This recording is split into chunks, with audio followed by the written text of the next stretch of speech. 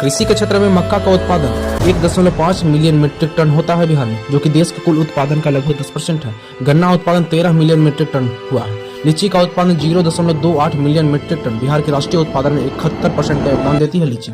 मखाना का स्तर लगभग बिहार के राष्ट्रीय उत्पादन में 85% का योगदान देता है बिहार।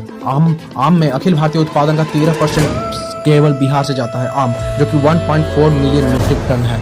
सब्जी उत्पादन में 8.60 मिलियन मीट्रिक टन है, अखिल भारतीय उत्पादन का लगभग 9%। शहद उत्पादन में 1300 मीट्रिक टन, जो कि अखिल भारतीय उत्पादन का 14% है। सुगंधित चावल जो कि 0.015 मिलियन मीट्रिक टन बिहार से उत्पादित होती है। बिहार के प्रमुख क्षेत्र जो आर्थिक विकास की दृष्टि से महत्वपूर्ण है वे है सेवाएं लगभग 57% का योगदान देती हैं बिहार में ग्रोथ का। उसके बाद एक कृषि जो कि 24% है और उद्योग जो कि 17%। उनकी सरकार लड़कियों के शिक्षा के प्रति कितनी सतर्क रही है वो तो जानते ही होंगे, क्योंकि साइकिल, फिर मैट्रिक के बाद पैसा देना, फिर इंटर के बाद पैसा देना और ग्रेजुएशन के बाद भी पैसा देना और बीपीएससी यूपीएससी जैसे परीक्षाओं में प्रीलिम्स निकालने के बाद भी लड़कियों को पैसा दी जाती है सरकार की तरफ से, ताकि वो आगे की शिक्षा आसानी से पा सके। बिहार को पिछड़ा मत समझना, ये वो राज्य है जिसने 20 साल में ग्रोथ का पूरा कर्व बदल दिया। पटना स्मार्ट सिटी, नए हाईवे, नए इंडस्ट्री क्लस्टर्स जो कि दक्षिणी बिहार को एक सौगात के रूप में मिली है, ये सब बताता है कि बिहार से बढ़ नहीं रहा, बदल रहा है। चुनौतियां अभी भी है, पॉपुलेशन प्रेशर,